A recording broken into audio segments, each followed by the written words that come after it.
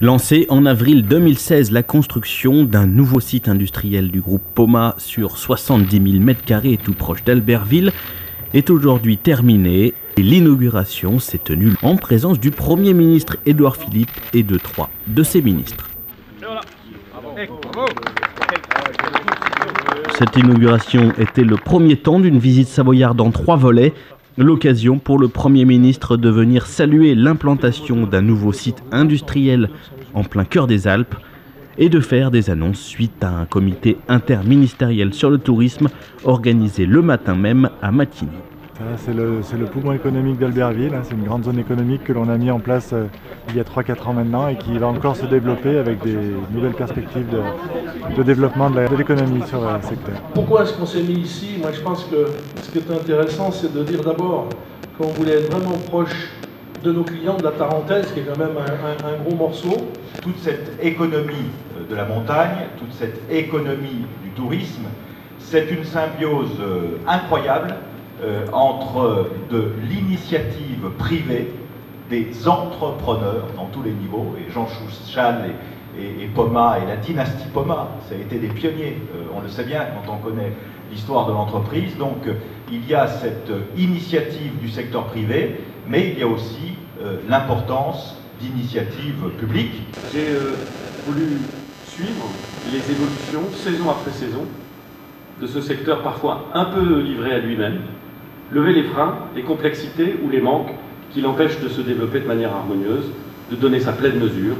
Tout ça pour atteindre 2 objectifs simples d'ici 2020, l'accueil de 100 millions de touristes et une dépense touristique de 50 milliards d'euros dans notre pays. Deuxième étape de la visite, à Saint-Pierre-d'Albigny, au foyer de vie du Col du Frêne, une toute nouvelle structure dédiée aux personnes handicapées vieillissantes, gérée par l'Assise France et financée en large partie par le département de la Savoie au titre de sa politique sociale. Une visite à l'abri des caméras, suivie d'une table ronde avec des acteurs du handicap dans le département. Pour nous, c'est un grand honneur de l'avoir dans nos murs pour un établissement qu'on a créé il y a très peu de temps, puisqu'il est ouvert le 6 juin, et de lui montrer un peu ce qu'on a essayé, c'est-à-dire d'ouvrir une structure pour personnes âgées, handicapées, vieillissantes. Et on sait qu'il y a un énorme besoin pour ce type de public et qu'ils puissent voir ce qu'on peut faire à travers un foyer de vie. Et avec le projet que nous avons, c'est d'avoir à court terme, à moyen terme, des lits médicalisés pour pouvoir accompagner la personne vieillissante lorsque, sur l'handicap mental, viendra se greffer des problèmes de santé comme tout être humain.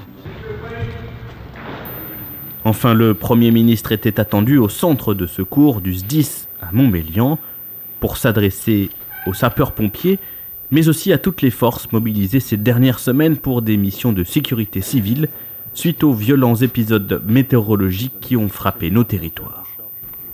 Je veux donc, mesdames et messieurs, vous dire, après ces événements, combien nous sommes conscients, quand je dis nous, c'est la nation française, du risque que vous prenez, et combien nous sommes conscients du fait que si ce pays est ce qu'il est, c'est parce qu'un certain nombre d'entre nous prennent des risques, consciemment, jamais comme des têtes brûlées, comme on dit parfois, avec une exacte perception de ce que représente ce risque, parfois, et de ce qu'il représente pour leurs plus proches.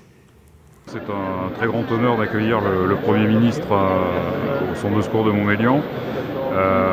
C'est une vraie reconnaissance et nous la partageons. C'est un message ouvert et destiné à tous les acteurs. Donc le monde de la sécurité civile, c'est une grande chaîne de professionnels issus de différents métiers qui mettent chaque jour au profit de nos concitoyens des expertises, des compétences pour faire face à des situations qui sont souvent difficiles.